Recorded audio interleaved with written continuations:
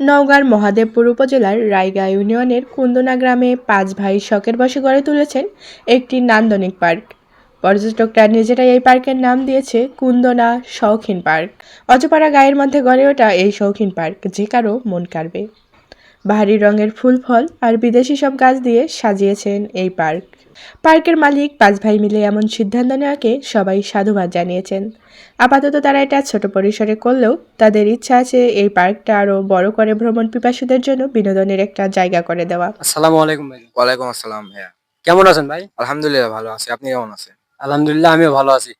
আজকে কুন্দনা পার্কে ঘুরতে এসে আপনার কেমন লাগতেছে? ভালোই লাগছে, বরাবরের মতন এসে আবার ভালো লাগছে। মানে আপনি বরাবরই আসেন? হ্যাঁ, মাঝে, মাঝে আসা হয়।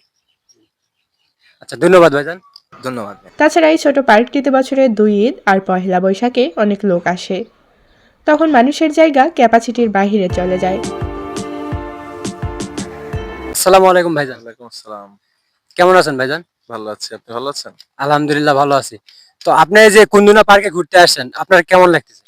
আমার বরাবরই ভালো লাগে, খুব ভালো লাগে। কারণ এটা ১ম বার নয়। এবার আমার ৪র্থ বার। মানে ৪ বার আসছেন আপনি এই জায়গায়? হ্যাঁ, ৪ বার তো পরিবার নিয়ে, বন্ধু-বান্ধব সহ তো আরো আসছি। আচ্ছা, আচ্ছা। পার্কটা আমাদের এলাকায় অনেক ভালো না? অনেক ভালো, কিন্তু এটার প্রচার নেই। যে কারণে মানুষজন হয়তো জানে না। কিন্তু আমরা যারা আশেপাশের স্থানীয় আছি তারা আসি। তারা অনেকেই জানেও। আচ্ছা, ঠিক আছে ভাই। ধন্যবাদ। জি, আপনাকে ধন্যবাদ। আমরা কথা বলে পার্কের মালিকের কাছ থেকে জানতে পেরেছি পার্কটা বড় করার ইচ্ছা আছে, তবে সবকিছুই উপরওয়ালার হাতে ছাড়িয়ে দিয়েছেন। তারা বলেছেন আল্লাহ যদি চায় তাহলে এই পার্কটি অনেক বড়সড় করে বানাবেন এই ৫ ভাই। হ্যালো প্রিয় দর্শক, আপনারা এতক্ষণ যে স্ক্রিনে মানে কুন্দুরা পার্কটা দেখলেন, আমি এখন কথা বলবো কুন্দুরা পার্কের কর্তৃপক্ষের সাথে। ভাইজান আসসালামু আলাইকুম। ওয়ালাইকুম সালাম। ভাইজান কেমন আছেন? ভালো আছি, আলহামদুলিল্লাহ ভালো আছি।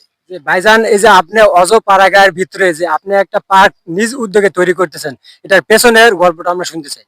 ও আমরা হলাম, আমার নাম মোহাম্মদ আলতাফ হোসেন। আমি চাকরি করি ভালাইন আলতাফুন নেসা মেমোরিয়াল উচ্চ বিদ্যালয়। আমার পোস্টটা হলো কৃষি।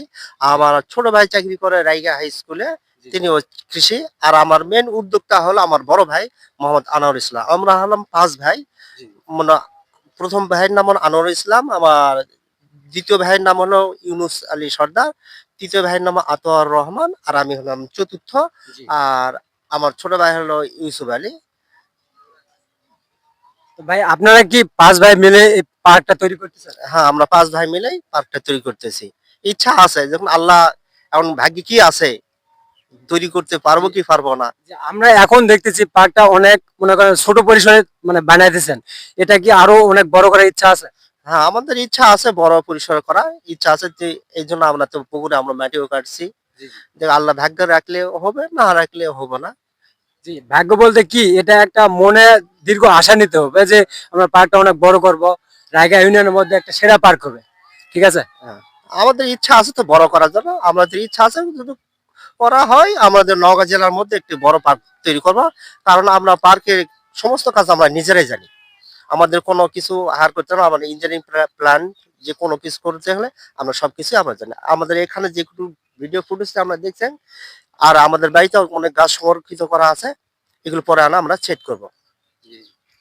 ধন্যবাদ ভাইজান আপনাকে। আপনাকেও ধন্যবাদ। Shakil Akter, PFN TV।